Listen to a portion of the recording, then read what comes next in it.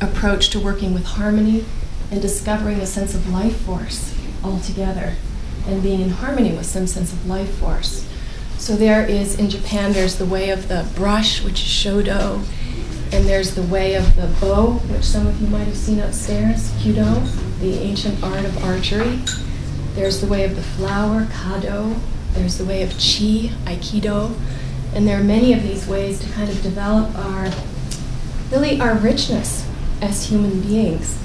And in Ikebana, the outlook is that we all, as human beings, have what's known as artistic talent. But artistic talent here is different from the conventional Western notion that it means you have a skill in drawing something, or a skill like perfect pitch, or a skill like being able to balance on your toes. It's much more about that if, as a human being, you have the capacity to feel moved by the world around you, and to allow that to come into some form of communication, that's actually the basis of artistic talent. So you could say that as you walk about the world and the brilliance of autumn leaves strikes your heart, or the smell of pine on a cold day mingled with the fresh snow, or the smell of bacon and eggs as it sizzles in the morning frying pan, that just our capacity as human beings to kind of feel some kind of aliveness and appreciation of being alive and somehow enjoying the beauty and the essential goodness of the world is the foundation of what's known as artistic talent, and that it's a particular sensibility that we have as human beings. And in the view of the ancient Oriental cultures, it has been so kindly kind of cultivated, this notion that as human beings, our sensibilities can ripen and deepen and express themselves in some art form. So it's thought that to become a truly human being, those are just part of us, and to bring them out somehow in our interplay with the world. So each of these does or ways are not solely about just that artistic expression itself. It's also seen as a kind of a window or a gate into the rest of our life. So whatever the form is that we study, we begin to kind of become more alert to that harmony in our everyday life, or the possibility for harmony in our everyday life. And it's a very different notion of harmony. In Ikebana and in these other art forms, it's a balance or a harmony that's said to include real life, which means that things are always changing. Nothing is ever truly static. And so there's a kind of bittersweet quality to that.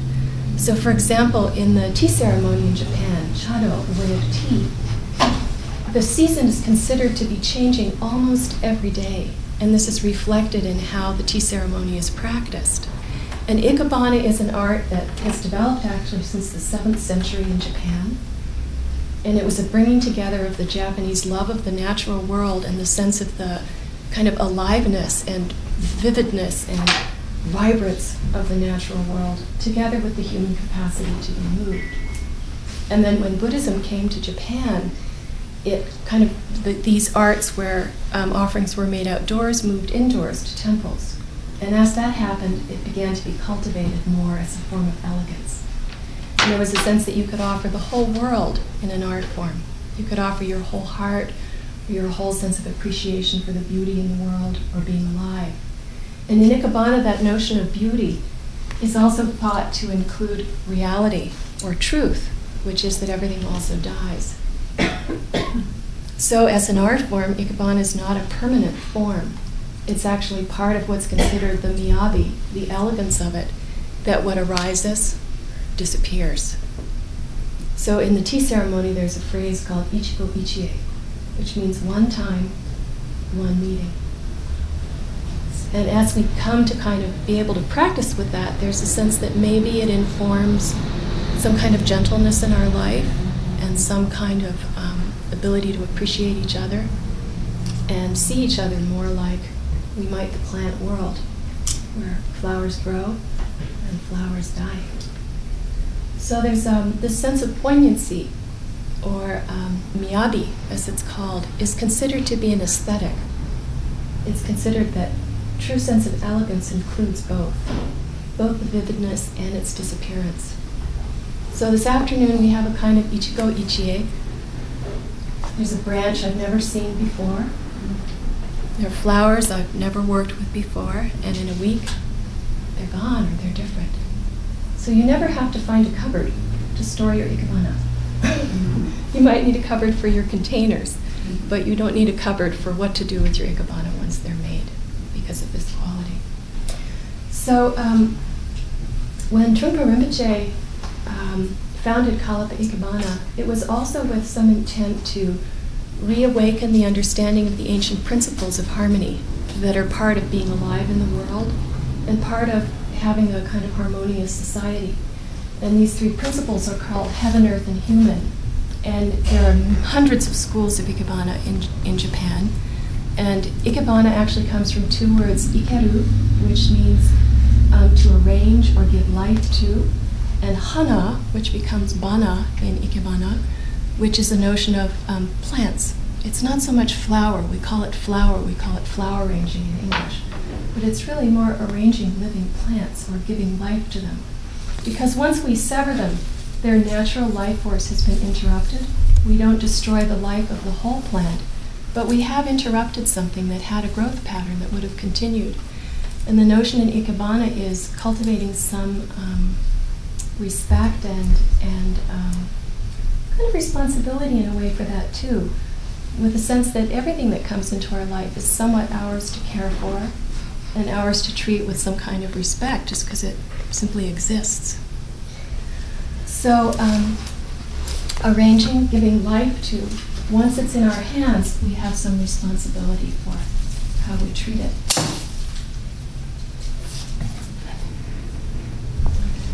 And so the responsibility of the arranger is to discover how it might further come to life in their hands.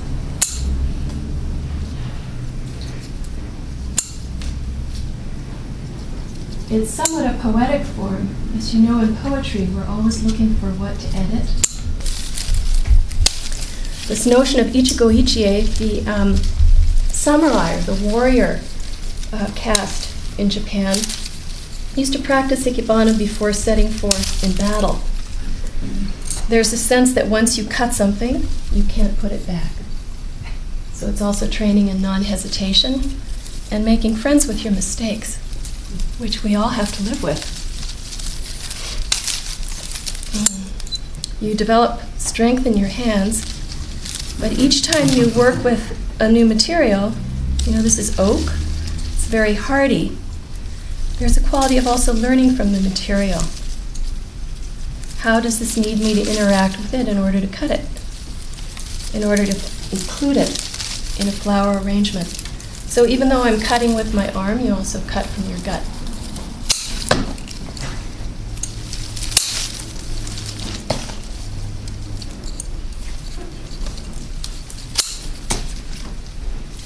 So if you think of someone going to battle or going out with their breath, there's some sense of daring and courage that's involved with taking a chance.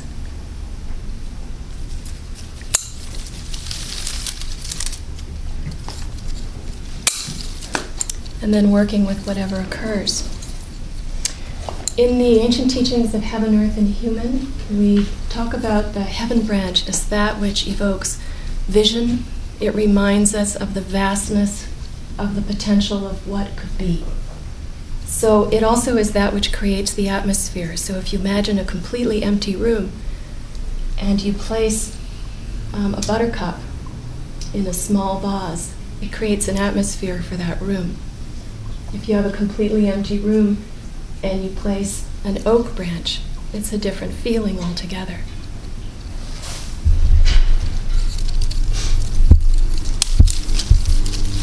So in the Dharma art teachings, it's said that heaven sets the tone.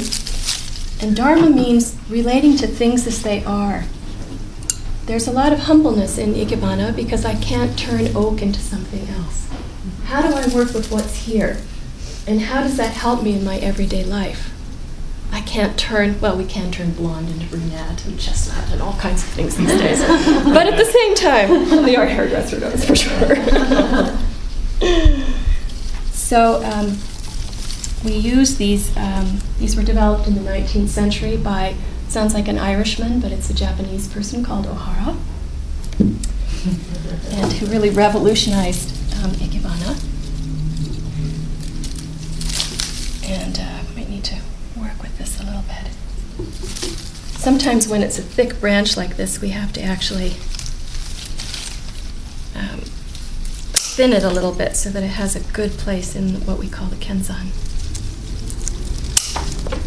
Ikebana was really a practice for aristocrats and Zen monks for a long time, and didn't actually become available till women as a practice and an art form in a way until quite a bit later. And it didn't become available to Westerners really until the last 100 years. We were considered potentially not sensitive enough to be able to understand Ikebana.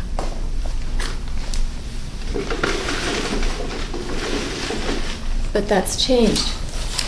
And somehow Japanese culture kind of thinks about if you can be sensitive to art forms, then that means you are a human being.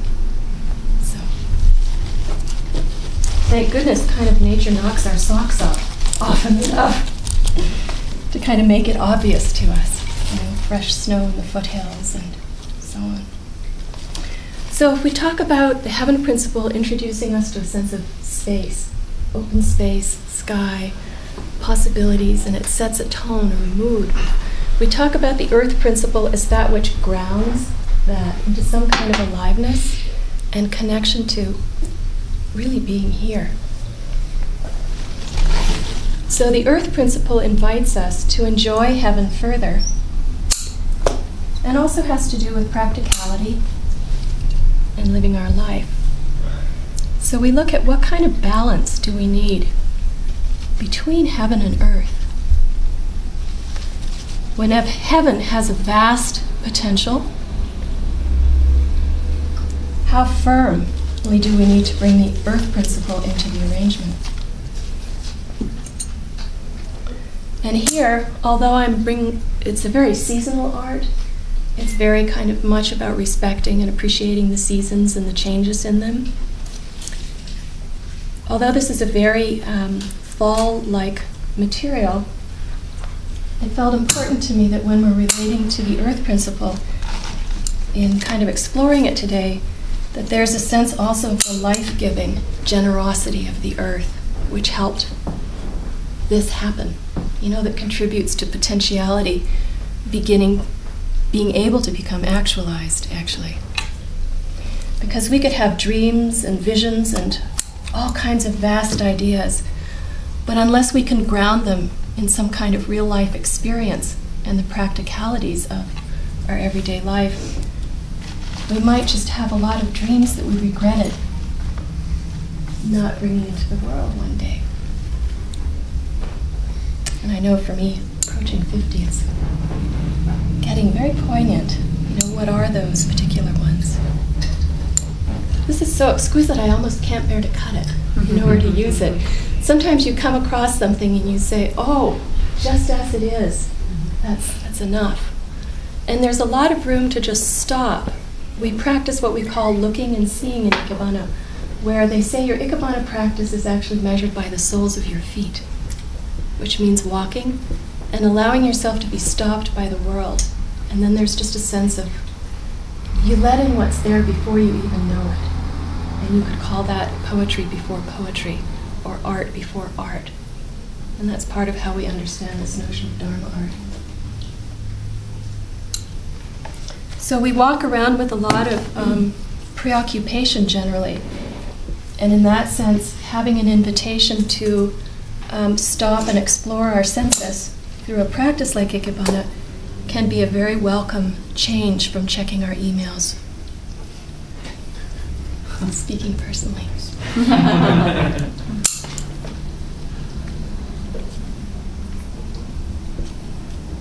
So the way I'm offering this arrangement is according to the way Trungpa Rinpoche taught Ikebana. It's not according to the classical form. It's more of feeling how are these principles and how do they come together.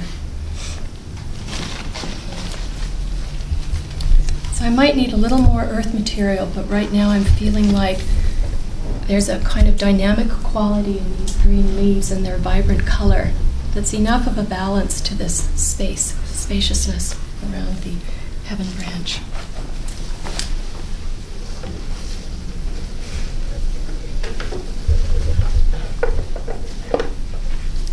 So there's another principle that's considered part of living a complete life. Actually, there's an ancient Chinese quote that says, one line, let's see if I can remember. I think it's something like one line creates existence, two lines are harmony, three represent fulfillment. Another way of speaking about this is that when heaven and earth are joined, there's some kind of celebration of that can take place. And we look at the human principle as a way to celebrate harmony between heaven and earth, or balance between heaven and earth. I have a cold, but a little bit. You can come and smell it after if you like. So we look for that kind of harmony in the colors and the volume of the materials and the heights. And it helps inform an intuitive sense that we already have as human beings about heaven and earth. I'm always kind of astonished when I teach Ikebana to people for the first time, what a natural instinct they have towards heaven, earth, and human. For example, when we get dressed in the morning, we have some kind of vision about what to wear, what kind of clothing we need for the weather, or what kind of color we want to start with, or what kind of texture that we want to wear. And then we naturally choose something that goes along with that, that's friendly to that, that makes sense with that, which you could talk about as the earth principle. And then often, if we have some sense of joy in being alive, or we kind of naturally pay attention to, is that complete? Do we need to brush our hair, or put an earring on, or a belt on our pants, or, are the laces in our shoes working? There's just a very natural heaven, earth, and human that takes place in everyday life. So in Ikebana, we're just taking that instinct further and bringing it into an art form that allows us to really lean into our enjoyment of the natural world further.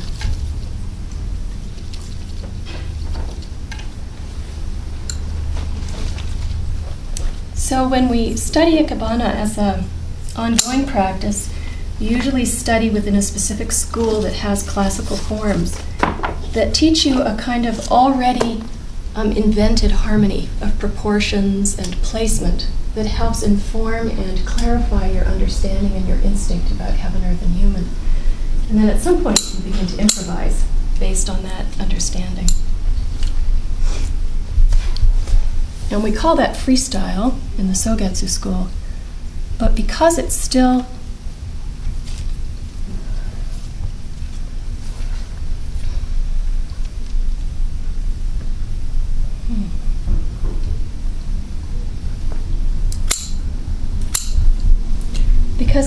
has to do with understanding harmony, we don't think of it as being completely free.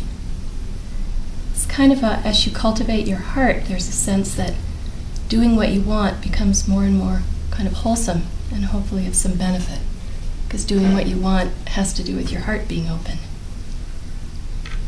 even if it's a shy flower sometimes. Mm-hmm.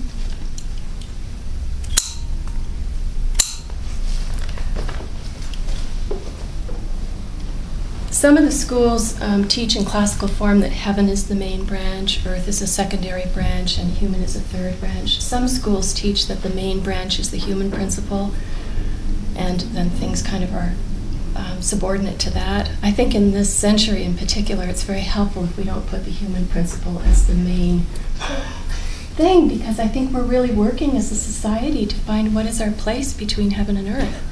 What is our place between the kind of tremendous open potential that exists in the world and includes the children that are going to grow up and the world they're going to inherit, and then the earth of practicality of how things work? And how are we going to create some further harmony between that actually helps human life? I think that's a big question these days. So these principles can have a lot of different applications. I'm going to use a little more spark. I think Karen said I could borrow a little bit of her material. Is that right? Is that still true?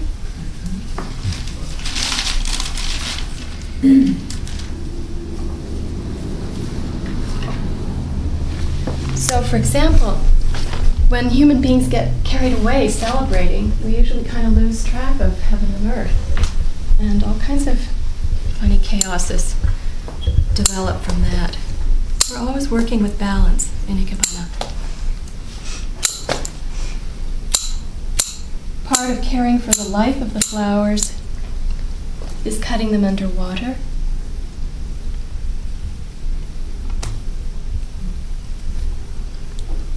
And that lengthens the life of the flower. Again, it's in our care, so we're responsible for giving it life both through how we appreciate it and let it become its full elegance, and then also just that air bubbles don't go up in the stem. Because as a living thing, it's continually drawing in, just like we are. Just sense of breath coming in, it wants to draw in water and nourishment. So if it draws in air bubbles, it's not very helpful. They kind of choke the stem and shorten the life. With branch material, that's not important. It doesn't really affect the life of the branch to cut it underwater.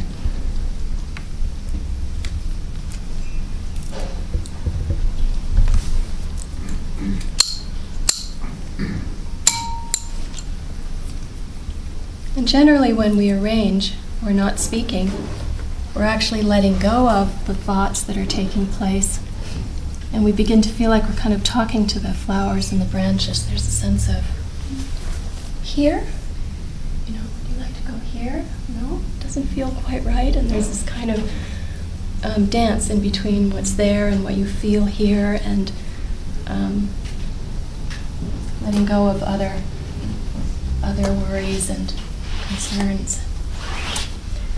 So we're aspiring that the essential goodness of what's there can be enjoyed. And so this is one arrangement of heaven, earth, and human. And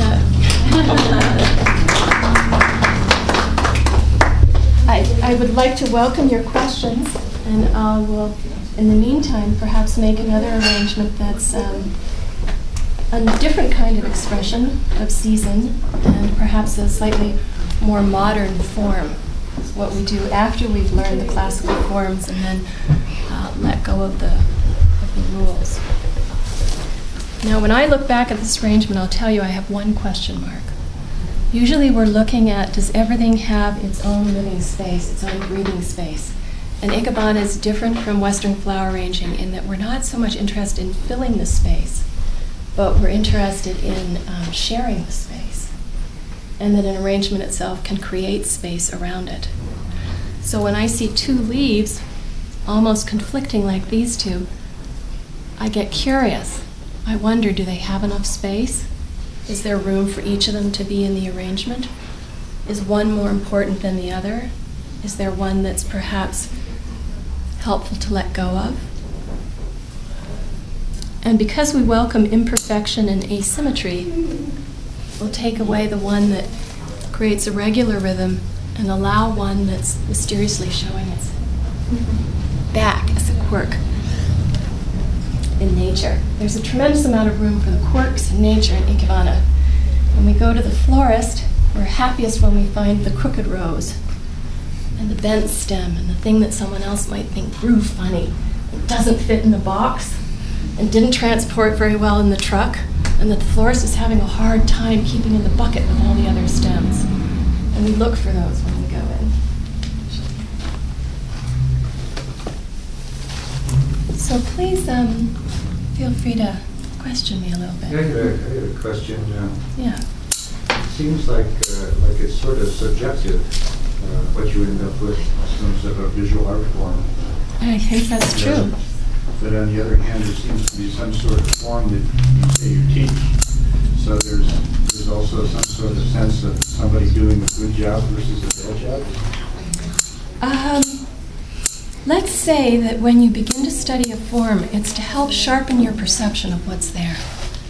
Help you start to see the lines, start to see the space, start to see the shapes more clearly, the three-dimensionality of space.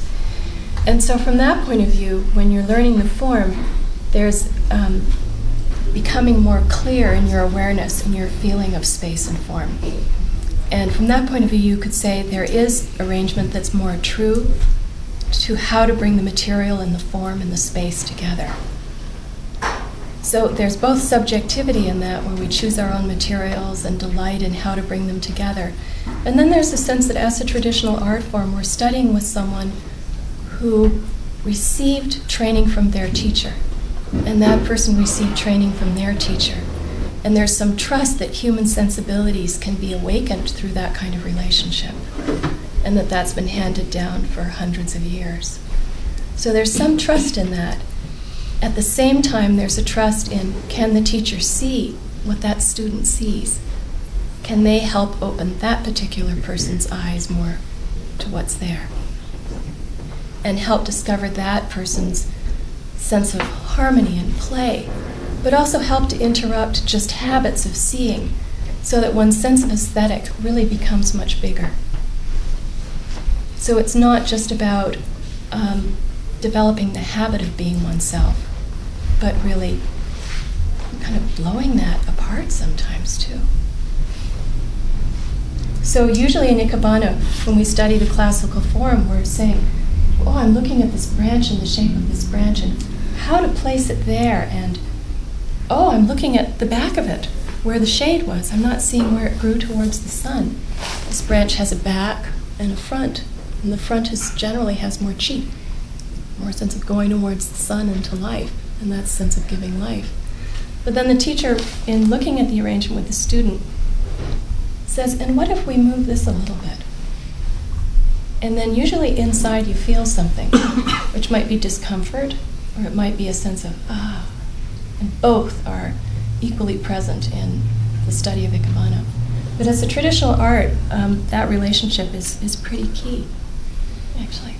That's a great question, thank you.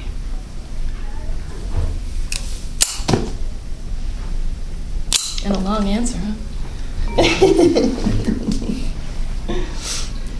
So I've never used these containers before, and I thought that would be a real neat adventure this afternoon. And this is from Arizona, from the desert. I think they call it Palo Verde. And that's actually an interesting point in Ikebana. There's a sense of, we call things by names and we think they are their names. So if I lived in Arizona and was walking around and someone said, what's that? I think I knew if I called it Palo Verde. On the other hand, that's just like riding in water. It's something that we understand if we're in the same water. But it's not truly what it is. So there's a lot of room in any traditional art form to be practicing what we call looking and seeing. That looking is like opening the lens of our attention so that we might more truly experience what's there, without the filter of thinking we saw it by knowing its name. So if you see Ikebana people in the restaurant, they might look a little lost in the bud vase sometimes. They might just be practicing looking and seeing. I seemed curious about the qualities of this.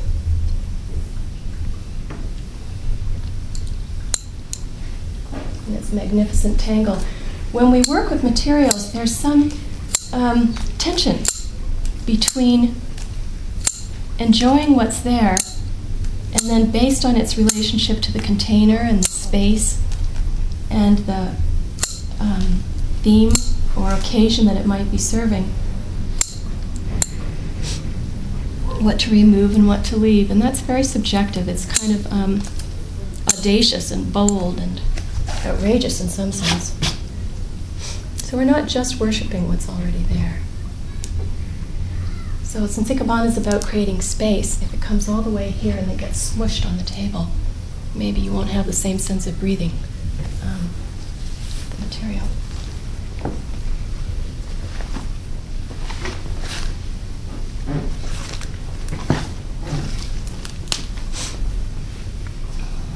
So I felt like with the early snows we've had, the season does feel like it's beginning already to change. And can you see how this has a back and a front? If we call the back the shady side, and we call the front the sunny side, how it's growing toward. And this will be rather tricky, actually, to use from the front. So let's see what happens. And that's a sense of adventure. Let's see what happens. Which is the artist's vision, and then the practicality of what's gravity going to do with this? What's the container going to do with this? How do I get along with the way things work? And I think that's a great question for today's world.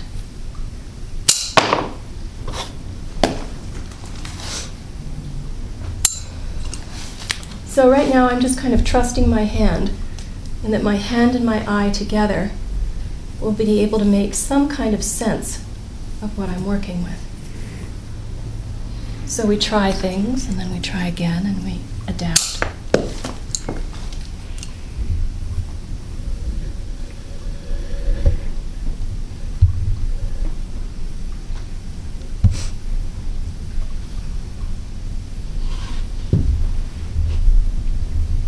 This container might stay empty.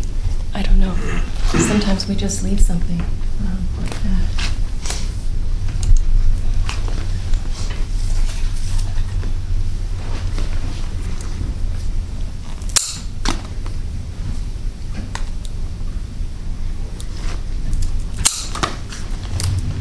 Because Ikebana is a three-dimensional art form, we also try to work with the depth in the arrangement.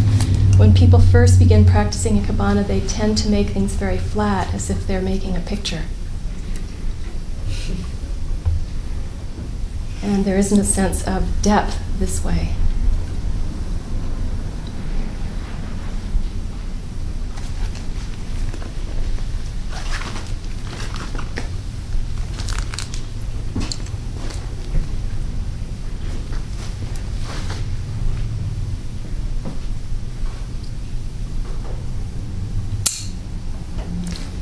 When we're making decisions about trimming, and this comes from studying the classical form, we're kind of looking for, are there two things that are kind of competing for strength?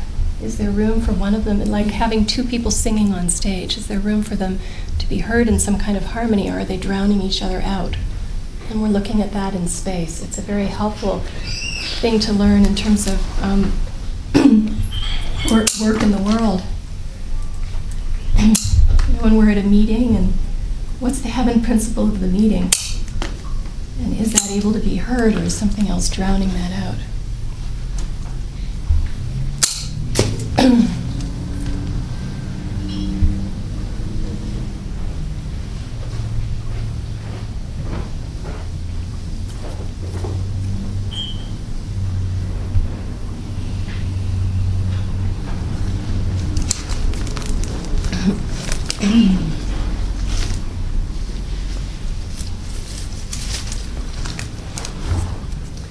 And so it's a process, I'm just kind of feeling the arrangement and asking myself, do I need this? Am I getting carried away because I'm attached to something or inspired by it? It's that quality of, does it have a place here? Just always looking at that as part of the practice.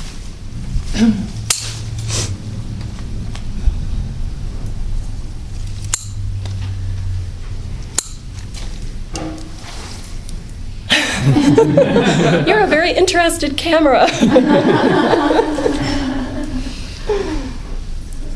And so, although I could leave the arrangement just like that with a feeling of complete winter and the kind of festivity that happens in winter, which are red berries and greenness of green and coldness of stone, we're not quite there yet.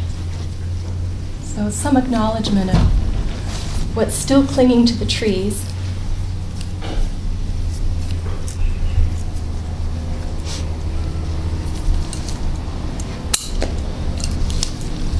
Could perhaps still participate in the arrangement.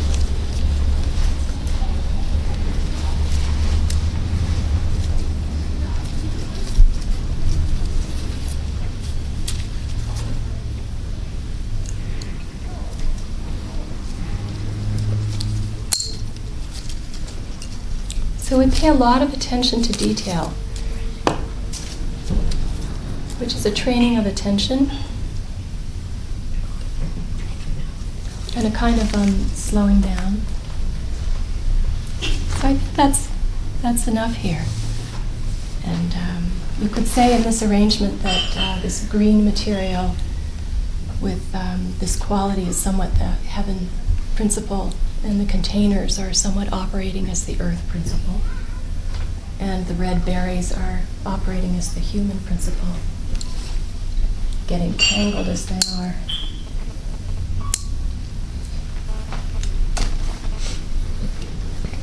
So I wonder if there are any other questions, and then I'll probably say a few more things. I'm going to blow my nose.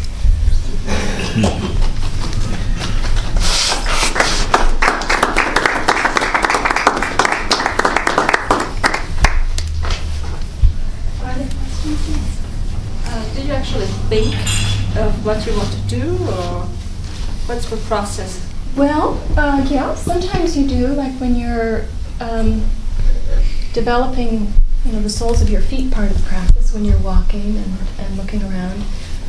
You get inspired, something catches you, with some kind of fresh mind and kind of speaks to you. So something comes alive for you, and so then there's some inspiration that goes with that. But then once you're involved in the process, you're constantly letting go of that, because you're starting to see, well, how does it find its place? And being curious about that. There's a lot of curiousness as you're working. It's not about forcing anything.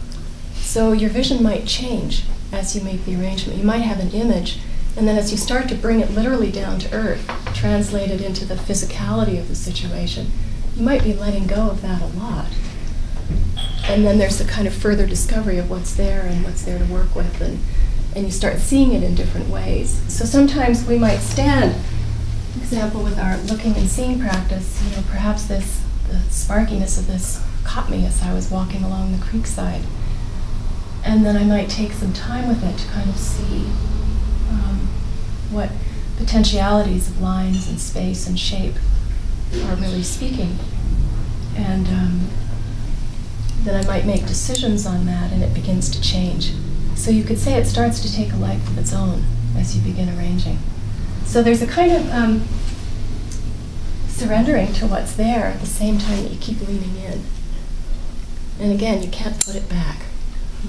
And I think that's part of the notion of the samurai, actually, that you have to go beyond hesitation and just make a commitment to trying something and then work with that. So for someone like me who's had great indecisive moments in my life, it's been a terrific practice, because it's amazing how wrapped up you get in one leaf, and you just sit there and you go, I don't know. You just work with that. It's very alive, and it can get very narrow, but you get very one-pointed. And then something happens. You cut it, or you decide to leave it, and then the whole kind of space opens back up, and then you have a kind of fresh look of what's there. So your mind and your awareness kind of like a camera lens at that point, opening and closing and becoming more simple and then more complex. It's very alive, the whole experience. And part of that notion of aliveness, actually, is that our everyday life and our sense of environment and our sense of how we hang our ties in the closet and how our shoes are under our trousers or our skirts, or even like, a red dishcloth on top of the blue sheets and the white socks might catch your eye in the laundry basket. And for a moment, you just might feel this sense of, just there's something that strikes you and stops your thinking for a moment. So there's a quality where becoming more awake through Ikebana or meditative disciplines that help us slow down and look and see means that there's more sense of richness in everyday life, and more possibility to be awake as well. So the world can really stop us, so we can actually appreciate our life. And that's that quality also of Ichigo Ichie. The laundry basket will never look the same. It won't look the same after the wash is done. But for a moment, you're just there and you feel something. So in that sense of art in everyday life, it starts catching you because our perceptions are actually so wonderful and can be developed so much, it's like it just starts to naturally happen more and more. And it's not about becoming uptight and trying to make it all perfect, but there's some perkiness and improvisation that takes place. So the notion of art in everyday life, or a sense of elegance in our dish rack, or we start to kind of notice where is there space and where is there no space, and we start kind of yearning for it. It wakes up our natural longing to breathe and to simplify, actually.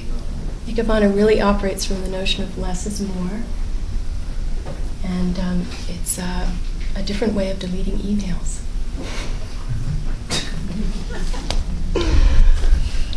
So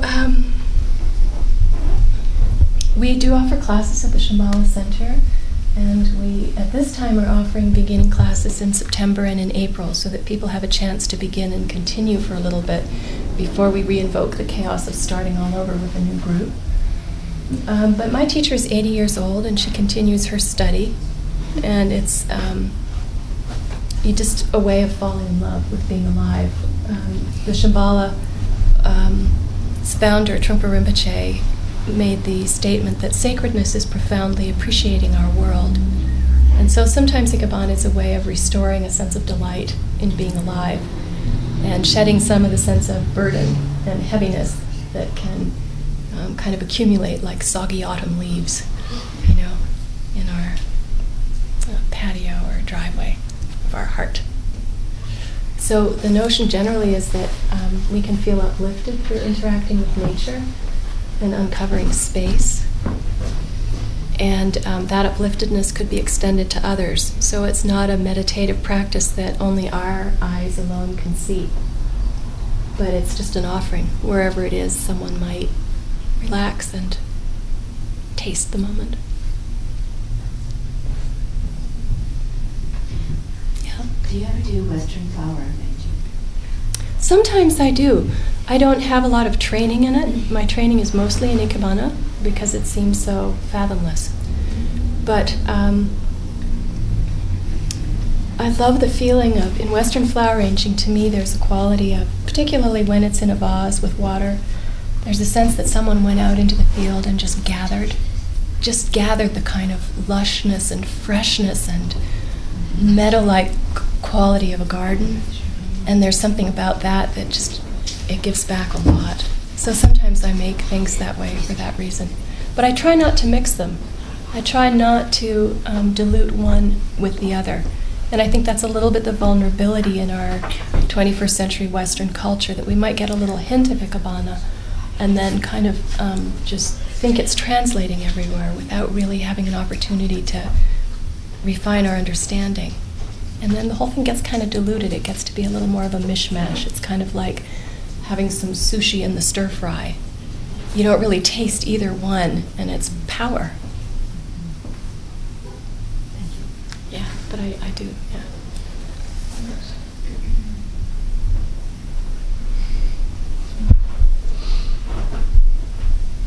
How about you all? What do you think about Ikebana?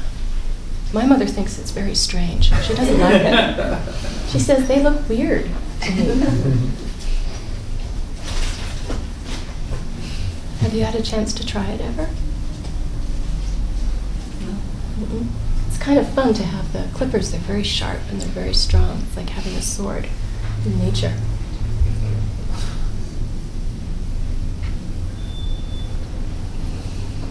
Does the camera have any questions? Does it just practice looking and seeing? Yes. And then you have the Ikebana practice of editing, and less is more? Less editing, yes. Yeah. Maybe you could say a little bit about your practice of looking through the lens. I have. It's a practice. I don't know that I do it. I don't know that I've ever had a teacher for it, though. But it is looking and seeing. Yeah. Because what captures your mind catches the camera and the film and the lens, and then we see your mind. Right. My current practice is not editing, just showing what my mind saw. And that also happens in our arrangements. It's said that you can see the state of the mind of the arranger in their arrangement. So if I'm very frenzied or busy or chaotic, my arrangement will communicate that. If I'm very tired and just want to lie down, my arrangement will communicate that. And if I'm kind of falling apart, believe me, my arrangement will communicate that. And my teacher said to me one day, she said, "Please tell me, Alexandra, if you ever see that, because I don't want to not know." It's really poignant, actually. So I like to bow with you, just like flowers in the field and trees in the breeze. It's a way of saying thank you for your kind attention. And there's a little book here on the history of Ikebana if you're curious. And I'm happy for you to come up and smell the roses.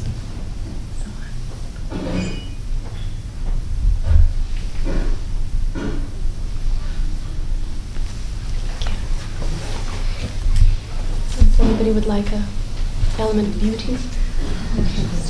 So delightful. And I believe we'll show the video again at 4 o'clock for anyone who would like to see the Shambhala Center and Kalapa Ikebana's founder making installations with flowers and branches and calligraphy and unusual furniture. Thank you so much. Oh, you're welcome. It's great. Nice to share it.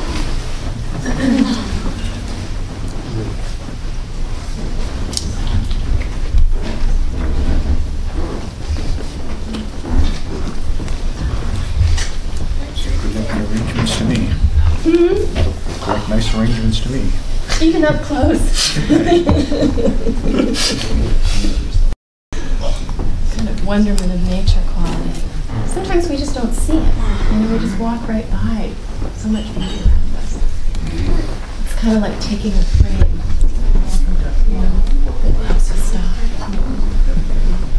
And if you think about olden times when people couldn't move around as much, and someone would bring a branch back from the mountains where some people could never go because they didn't have someone to carry them, or they didn't have shoes, or they didn't have warm clothes, or they didn't have leisure, that branch might tell them something about a whole different world. Yes.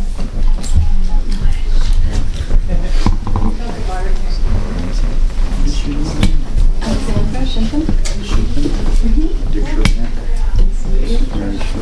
Hi. So this is where I show sort of demonstrate